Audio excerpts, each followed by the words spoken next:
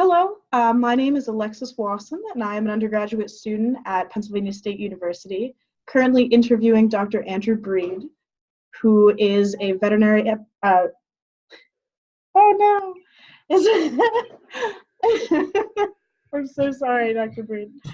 Uh, No way. he is a veterinary epidemiologist who studies the viral ecology specifically of emergent diseases in fruit bats. And so I'm very excited to have him here with me today to discuss some of his work as well as his thoughts on current events in the field of virology. Do you have anything to add, Dr. Reed? Yeah, great. Thanks for the invitation. It's nice to be here. Of course. All right, so I guess we will just jump right into it with that. And so I just have kind of a thematic group of questions for you. And I was hopefully just pick your brain a little bit, both about your experiences because you are a very preeminent scientist in this field. I followed your work personally for a number of years, which doesn't sound like much until you realize I'm 22. I've only had a couple of years. But anyway, I was wondering, could you tell me what drew you to studying emergent viral diseases, especially zoonotics, rather than other types of disease or even infectious disease? Yeah, sure. I guess I started with a general veterinary background and worked as a clinical veterinarian for quite a few years, and became increasingly interested in research type opportunities. And I wanted to find an area, I suppose, where I thought there was opportunities to have some kind of impact. And I guess I saw disease outbreaks as being something problematic, where there was a role for veterinarians to help to try to from different angles.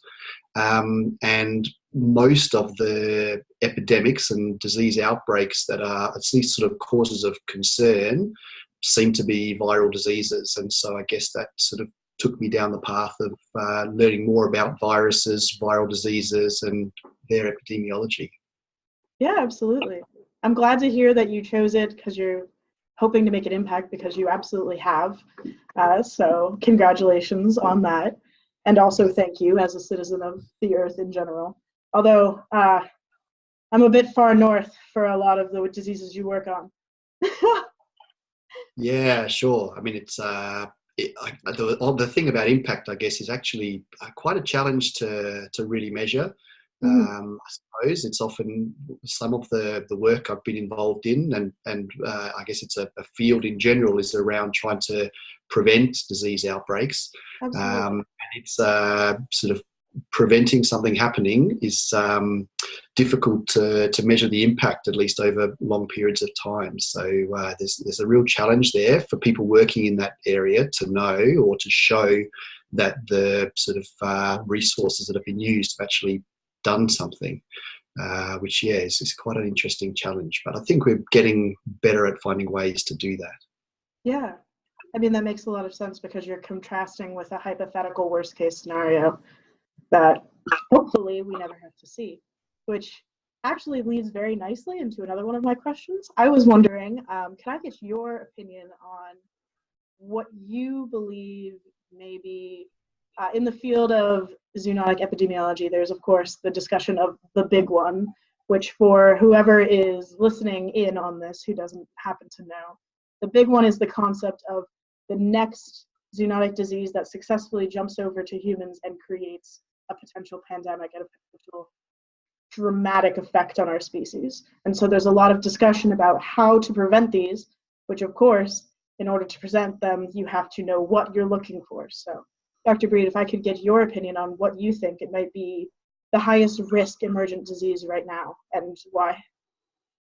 Yeah, sure. So, I mean, you're quite right. It's quite a focus of attention, particularly in the media, but in scientific circles as well. Of where, when, and will a really significant disease emerge, and what type of disease will it be, and what might be able to be done to try to prevent that from happening or reduce the effects. So there's a lot of interest in that, and I think there's a few things that are relevant to consider. One is it's not possible to accurately predict the future and to really expect that in the sort of years ahead, in looking forward into a number of years, we're going to sort of pinpoint a place, a type of disease, and a time when something's going to happen is maybe not a really sensible way to approach that type of challenge. But for sure, there's a lot that can be done in terms of just trying to understand the risk better. And so it's, I suppose, around probabilities. So in terms of types of pathogens, there's quite a lot of evidence that certain types of viruses, particularly RNA viruses, those that have high mutation rates, have a higher risk. So we're talking about things like influenza type viruses, some of the coronaviruses, and some of the other groups that we know about, filoviruses like Ebola, paramyxoviruses include things like Nipah. They're all RNA viruses, but then there's also DNA viruses like pox viruses that cause concern from time to time in terms of moving from animals into the human population and a little bit of human-to-human transmission. So there's work that's being done to try to understand the diversity of viruses out there in animal populations worldwide, and if there's some sort of representative mapping can be done of all the viruses out there, we might have a better ability to sort of, in a probabilistic sense, say, well, there's really high diversity of certain types of viruses here, in certain areas compared to others, which might help with prediction type activities.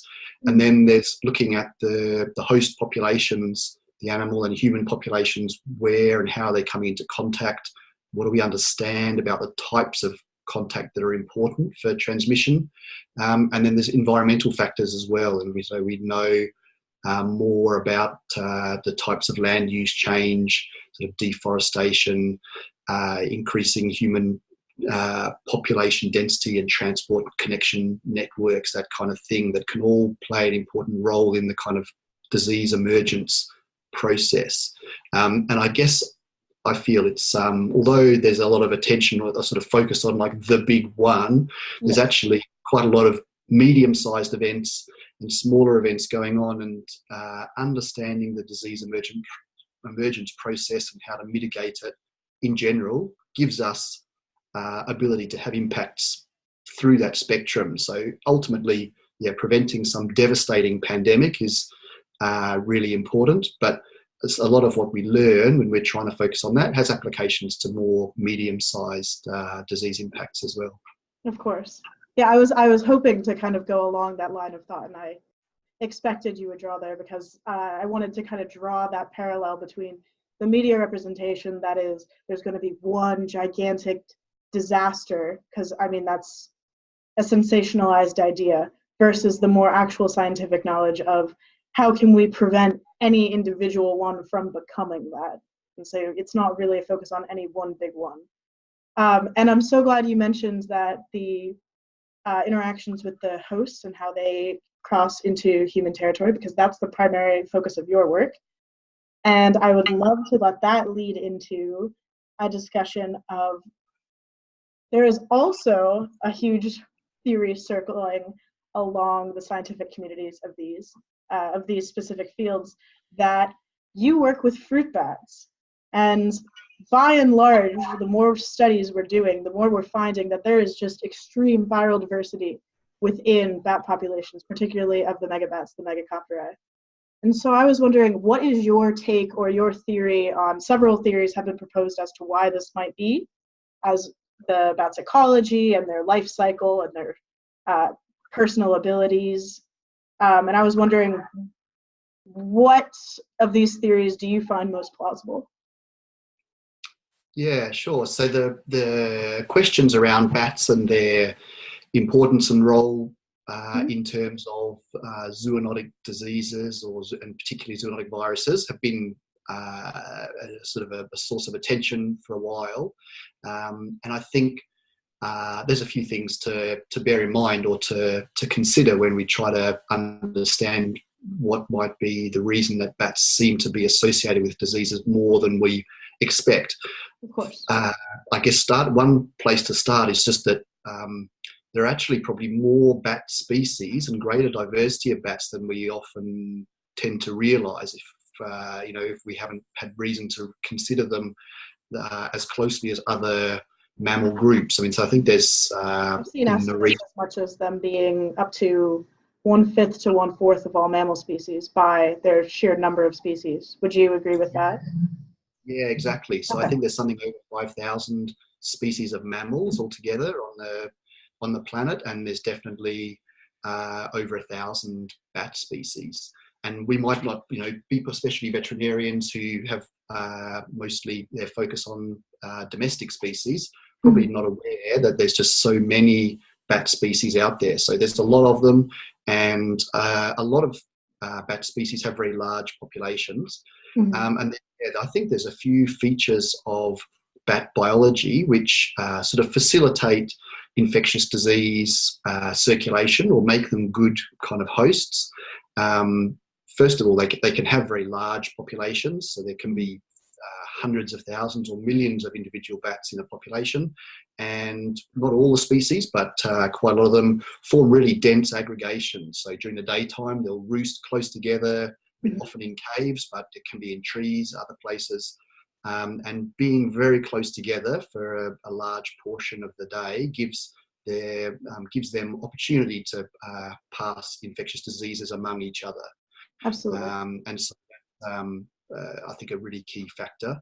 Another one that's unique to bats as mammals is their ability to fly. So the total population of species of bat might occur over a very large geographic area, but because they can fly, they have this sort of contact network among their daytime roosting locations. So at nighttime, they're out foraging, trying to find food, and they might move between roost locations, or just bats that live at a particular location during the day can contact each other at night. So they have this sort of big contact network bringing them together. And my feeling is that those are a couple of key features, the ability to fly and the aggregation and large population size. And then there might then be secondary features that have facilitated infectious disease, particularly viral disease, in bat hosts, around aspects of their immunology and physiology, which I think are less well understood. But there's, as we're learning, as more is being learned about bat immunology, it seems that there are some distinct differences from other mammal groups, and that could contribute. But that might be a adaptive situation. There might be that there were the initial attributes of dense aggregations of individuals to a lot of infections, and that's sort of resulted in immune modulation of pathogens. Absolutely. I've also, I know I've read some conceptual, just kind of throwing it out there. There's been no studies as far as I'm aware, but that because they are flying mammals, their body temperatures will fluctuate wildly, and that helps create a selective pressure to produce viruses that can withstand very high body temperatures. Do you know if there's any? That's the one I've seen that not many people have seemed to have heard of, and I was just wondering what you might think as a veterinarian and as epidemiologist about that potential theory. Yeah, I think that sort of issues or concepts like that are worth studying. I mean, there's a fair bit that's been proposed around differences in metabolism and physiology of bats, and because they fly, that there's differences in a range of quite important physiological functions. Absolutely. And that maybe they have an impact on how bats' immunology works, or how that impacts on their pathogens.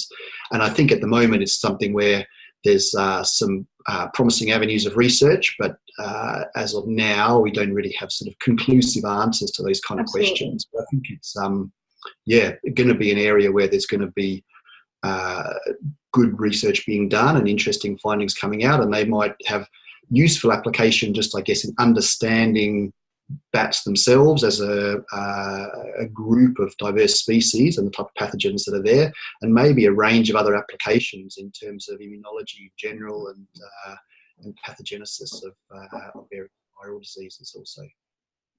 Yeah. All right. Well, thank you. Here, can you speak? Can you just say something else? I think your mic dropped out. Oh, okay. Can you hear no, me? it's back. You were a little technical blip. It's all good. It's expected. We're telecommunicating through the earth. All right. So I was just going to ask specifically. I love that you were talking about how you went into this field to discuss the impact. I was going to ask about your most recent.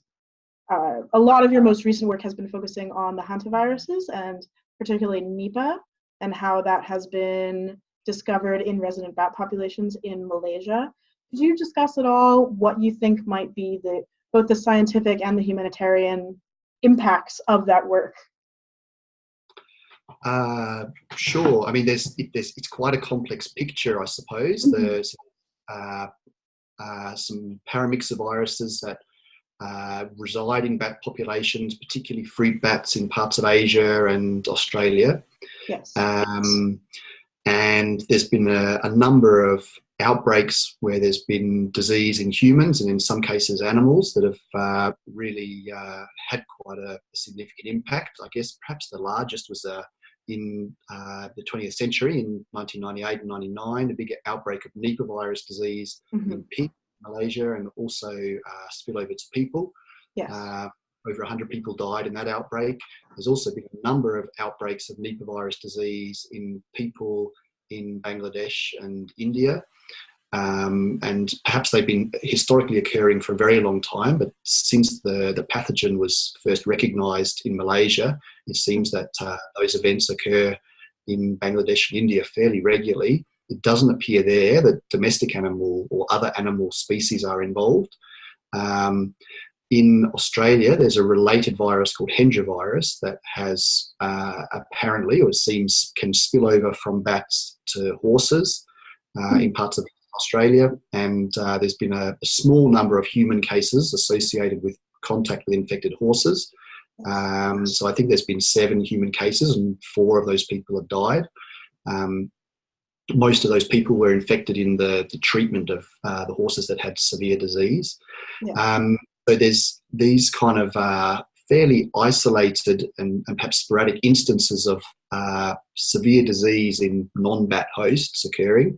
And I guess what we really don't know, I don't feel like we have the full picture on yet, is the diversity of those viruses and their distribution in the whole region. We know that the type of bats that are able to carry those viruses certainly occur throughout a lot of parts of Asia, possibly Africa as well. There's fruit bats in Africa and some evidence of related viruses in African bat populations.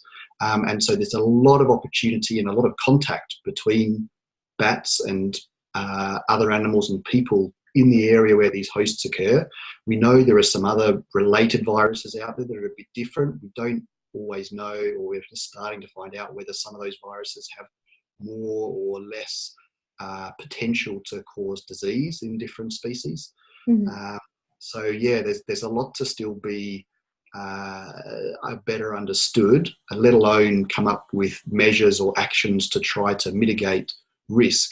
Quite a few, or quite a large area involved, geographic area of the world, are developing countries where the veterinary and human health infrastructure is really limited, and I guess in some ways they've got higher priorities in the short term, at least, of endemic diseases, things like malaria, tuberculosis, absolutely, HIV to attend to. But of course, there's perhaps an unknown impact on the human populations occurring in those parts of the world. So there's some research resources diverted to try to better understand that. Absolutely, yeah. Especially working in these developing areas, one of the most difficult things seems to be just the collection of data, because there's just such spotty data. It's hard to find human records. It's hard to know where people have traveled. Is there any strategies that have been particularly effective in your work to help mitigate those kinds of communication to information issues specifically? Yeah, I mean, you're certainly quite right that the kind of data sources and data collection processes that you'd like, in whether in animals or people, are often not present even in developed countries. It's a challenge, to be honest. That's true. And especially with misdiagnoses issues. I'm sorry. Yeah, that's all right. Yeah, that's right. I think there's a few things that we try to do to help be clear on making progress. One is to try to sort of define the question that we're trying to ask really clearly, because that then helps us be more clear and confident of what type of data are we really looking for. And so if we're going to spend the resources to go and try to collect data somewhere where it's going to be quite resource intensive, it gives us a chance to try to maximize the efficiency if we really know what's the question we're trying to ask. And then I think one of the key things from a sort of epidemiological perspective is always, whenever you manage to get some data on the sort of the presence and absence or risk factors associated with a pathogen, from a population, is trying to understand the data that you've managed to collect. How representative is that of the population, animal or human, that you've collected from? So if you've collected samples from sort of apparently healthy individuals, completely healthy, your interpretation of that data will be very different than if it's been collected in a healthcare setting, so people in a hospital, or animals that are in a veterinary surgery, or animals that have some disease process associated with them. So I think that's one of the areas that we can kind of that we need to keep close attention to, is the sort of understanding the representativeness of the samples that we collect, in terms of what does it mean for the population if we find a certain prevalence or absence of a certain disease, that kind of thing. Absolutely. And especially in these poorly understood but perceived to be high risk studies, I feel there's a lot of times that media, or even just common people who are not as acquainted with the science, have a tendency to run away with the data if they're allowed to. Yeah, I guess there's certainly a role for the scientists and people involved in research and disease surveillance activities to play a part in the communication of that work to the scientific community, and also to decision makers, people in governments, and the general public. And so I think it's something that I think we're kind of getting better at it, doing more through different types of media communications. But I think historically, sort of thinking decades ago, there was often a perspective that scientists would do their work, publish in a peer-reviewed journal, and allow media attention to sort of occur just as and when they picked up on something. And I think these days a lot of organisations are much more proactive in trying to be clear about the sort of appropriate interpretation of the data and analyses that are being done, which is really good, and I think something that we absolutely need to keep on working on. Yeah, and that helps engage the communities and those of other professions that are there. I was just going to actually, this leads very well into a question I was going to ask, which is, how would you describe the importance and the interaction of cross-disciplinary work, especially when you're doing on-ground field work, in especially areas that might not be as acquainted to you? I mean, of course, when you go to Malaysia, there's interpreters, there's guides, there's, you have to have an acquaintance with the people and the culture that is not your people and culture. And so there's obviously people who need to help you integrate with that in order to do effective work.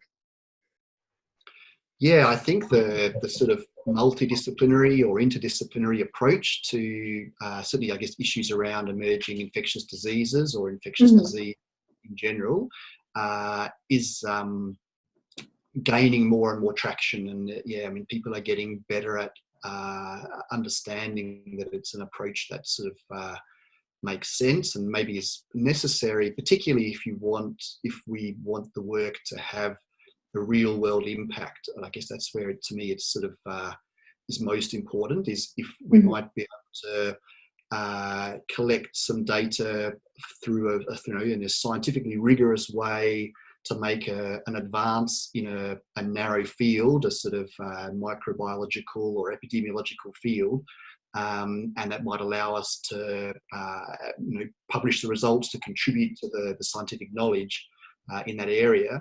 But if we really want to facilitate or help that finding, that new knowledge to have a bigger impact, we need to take a much more holistic approach, a broad approach in what are the types of questions that are important to ask, how are we going to try and address them. And so then, we need to look at increasingly understanding the sort of the social context of say diseases that we're working on, aspects of how economics come into managing those diseases, and also the area of environmental science and environmental factors is again really important if we want the findings that occur. We might be quite there might be quite narrowly focused and clear findings about a aspect of the sort of virology study, for example. But if we want that to have an impact, we really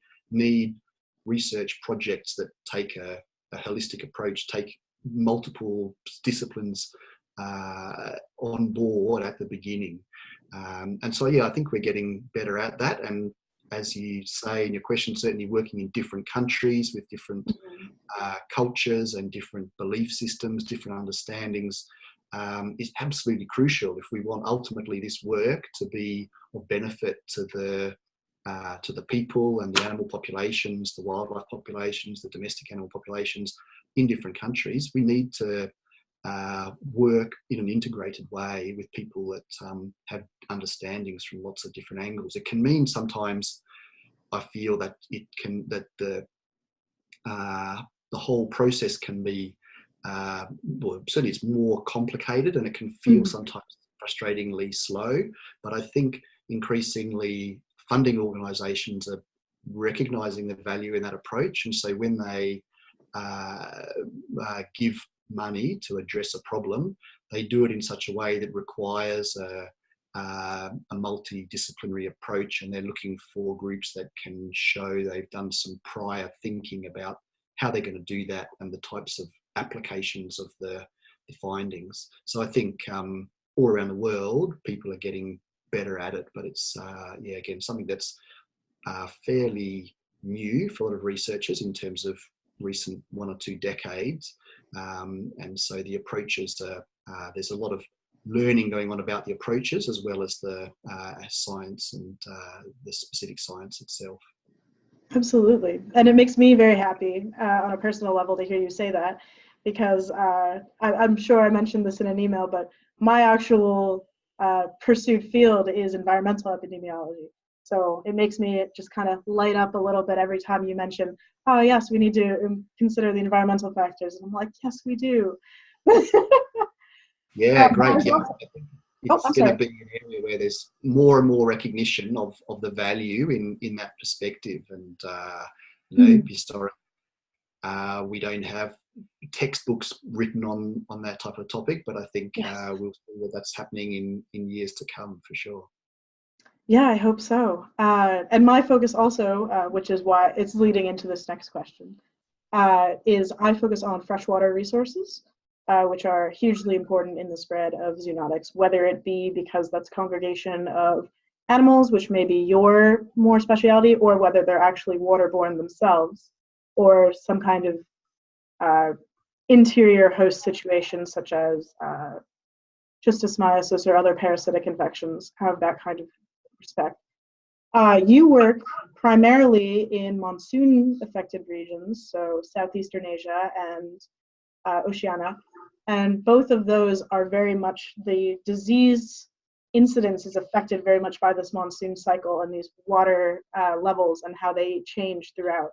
And I was wondering, what is the concern or general consensus, or your opinion as well, of how climate change in this region specifically will make increasing challenges for zoonotic diseases and zoonotic disease study and prevention? Yeah, sure. I mean, it's a really good question, and I think It's the very recognition. complex. I don't expect you to have a overarching answer, of course.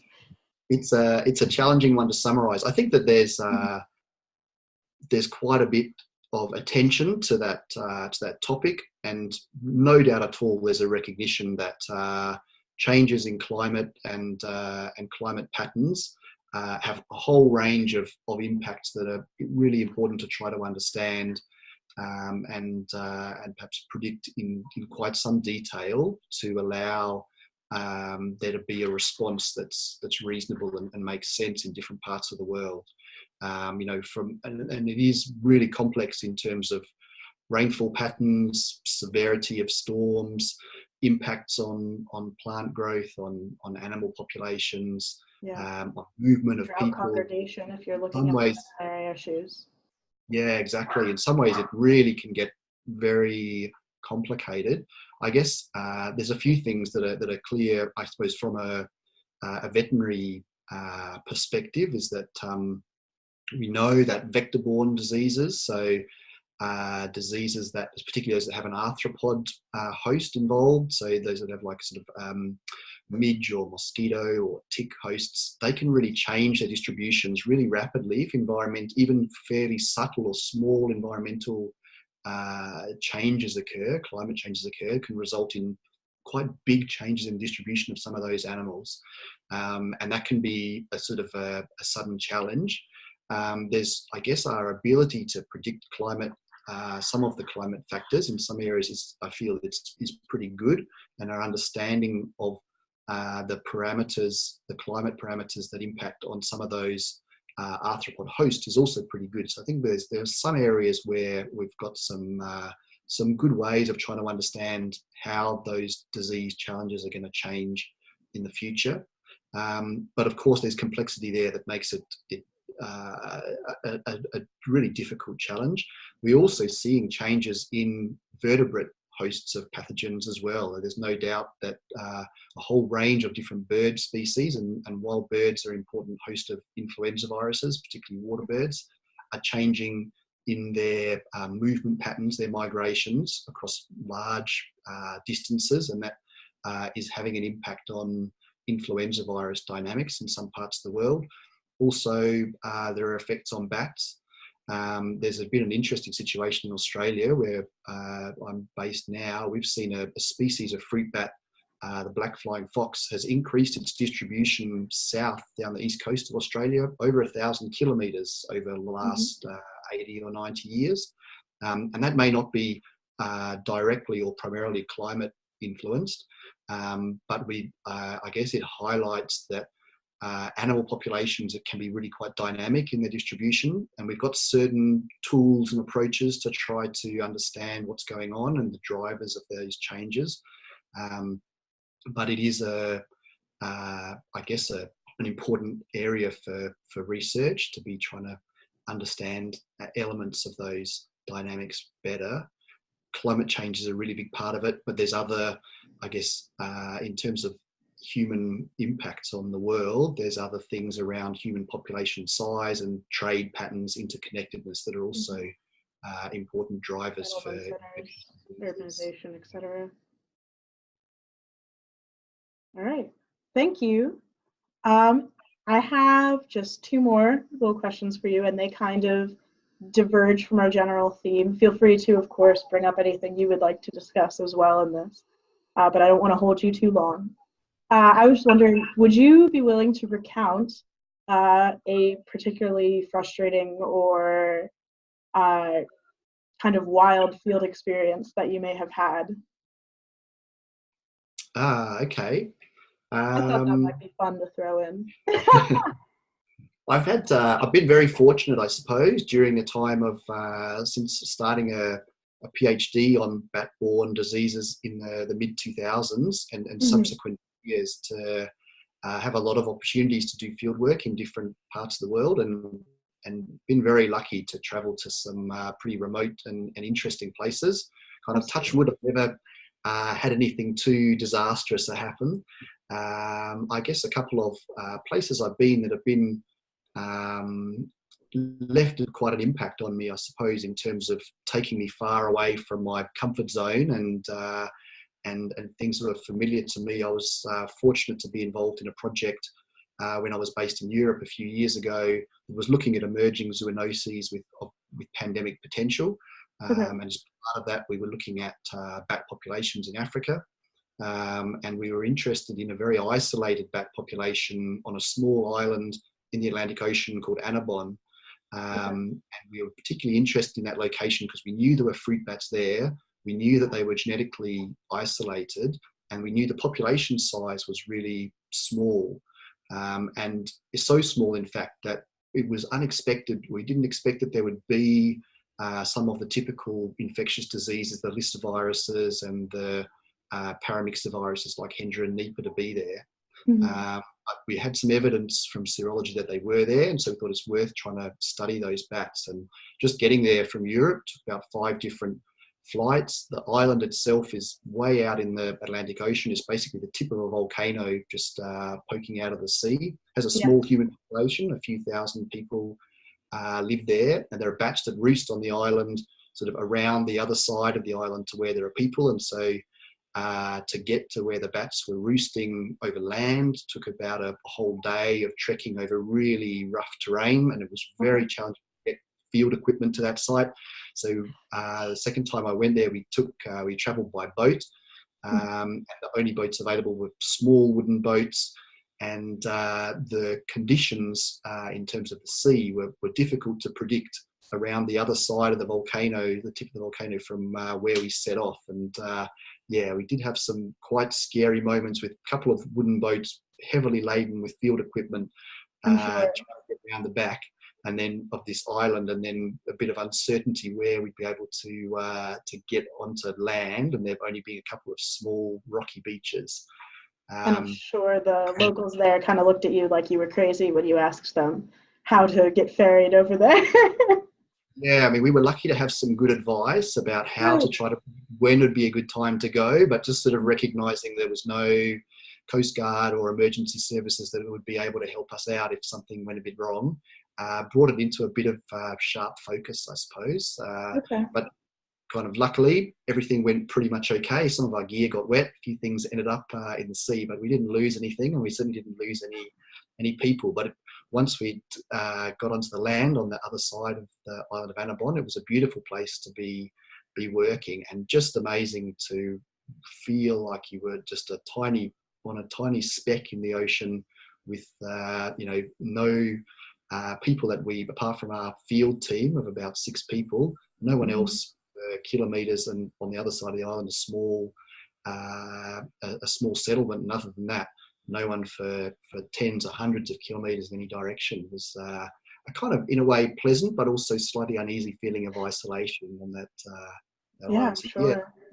Amazing place to go. I haven't been back there since 2015, but it was certainly an experience to travel somewhere when I guess these days so many parts of the world, even beautiful places, are really well visited by people for all sorts of reasons. This was a great experience just to get away from people in a way. Absolutely. Yeah, that sounds beautiful, and also the perfect combination of beautiful and terrifying and fascinating.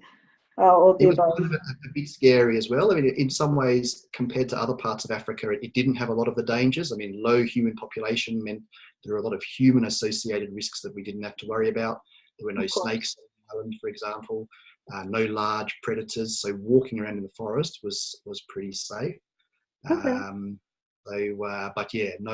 very limited medical facilities and very limited emergency or rescue facilities made us be pretty careful. Of course. All right, well, thank you so much for sharing. My last question to wrap everything up is, I was just wondering, what sort of advice would you give to someone like me or like others who are trying to get into this bizarrely specific field?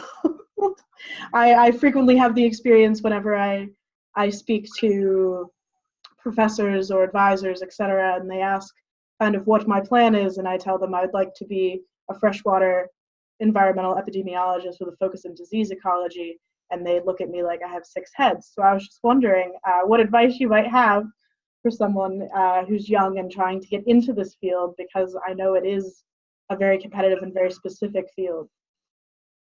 Yeah, sure. I mean, I can, I guess, certainly share some things from my own experience and Of course, and especially since you got in so recently, I thought your advice would be very helpful and very yeah, valuable because it's recent is all. no worries.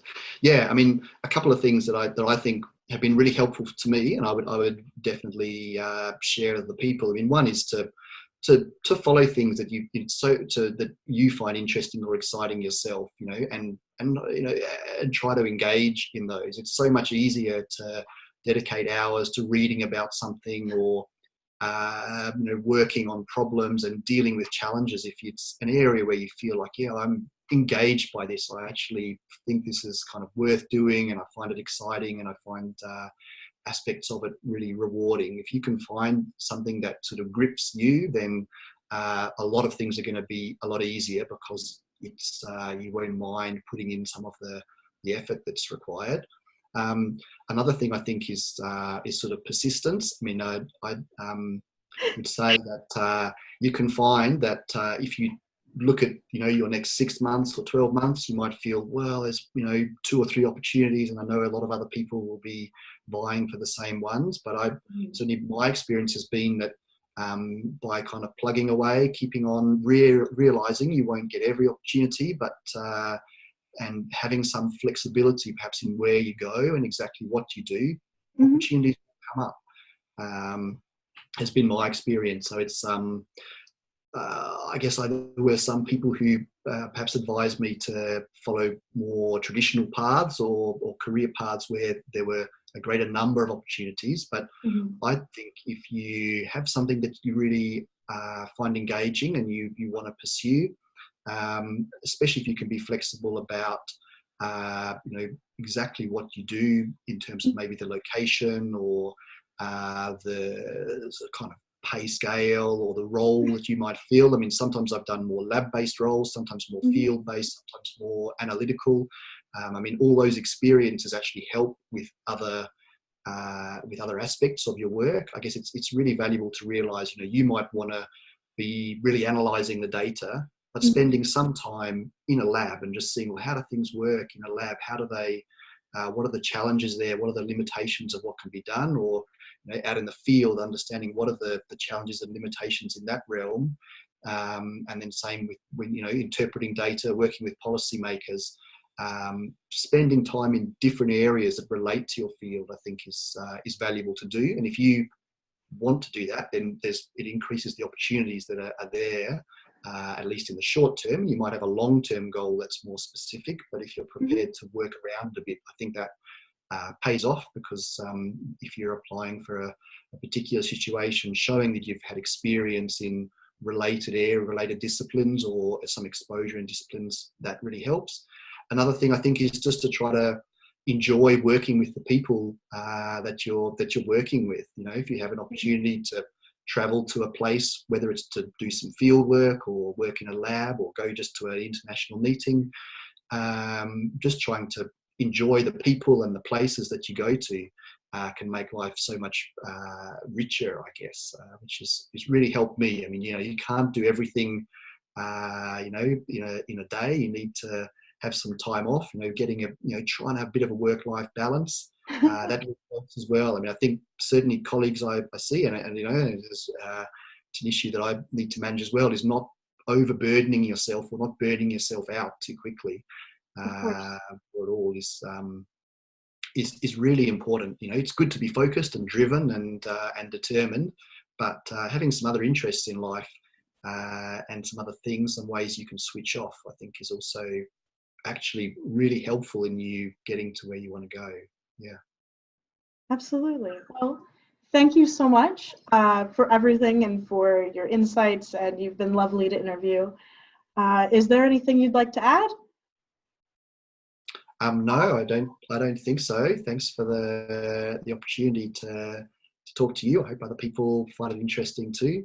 Absolutely. I guess finally say, I think that we know about the challenges that climate change and the human population are going to throw up for humans on the earth in general in the future. And so we need more people who are prepared to dedicate big chunks of their time, their lives even, to trying to tackle these problems, understanding the processes and how we can manage them. So it's great if there's people out there who want to get involved and tackle some of these things.